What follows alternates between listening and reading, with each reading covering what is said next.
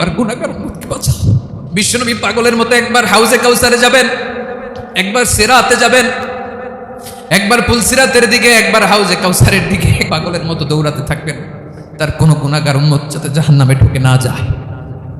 সেদিন কেউ সুপারিশ করতে পারবে না বিশ্বনবী ছাড়া। কিয়ামতের ময়দানে ওই বিভীষিকাময় সময়ে মুসিবতের কালে মানুষগুলো পাগল হয়ে বিশ্বনবীকে খুঁজতে আরম্ভ করবে।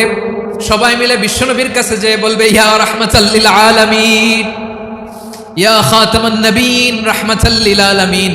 দেখেন আমাদের কি অবস্থা, কি কঠিন বিপদে আমরা আছি, দাঁড়াতে পারি না, সূর্যের আলোতে ঘেমে হয়রান। আজকে কেউ সুপারিশ করতে পারবে না। সব নবীরা অপারগতা স্বীকার করেছে, তারা বলেছে আপনি ছাড়া কেউ নাকি আল্লাহর সামনে দাঁড়াতে পারবেন না, আপনি একটু সুপারিশ করেন। বিশ্বনবী বলবেন, আসো আসো, আজকের দিনে আমি ছাড়া আল্লাহর সামনে কেউ দাঁড়াতে পারবে না। বিশ্বনবী মাকামে মাহমুদে যে আল্লাহু আকবার বলে সিজদায় লুটিয়ে পড়বেন। আল্লাহ রাব্বুল আলামিন বিশ্বনবীকে এমন কিছু চমৎকার শব্দ শিখাবেন, ওই শব্দগুলো দিয়ে আল্লাহর প্রশংসা করে বিশ্বনবী কাঁদতে আরম্ভ করবেন। বিশ্বনবী এমন ভাবে অজর দ্বারায় সিজদায় লুটিয়ে পড়ে কাঁদবেন, রব্বুল আলামিনের রহমতের দরিয়ায় জোশ লেগে যাবে।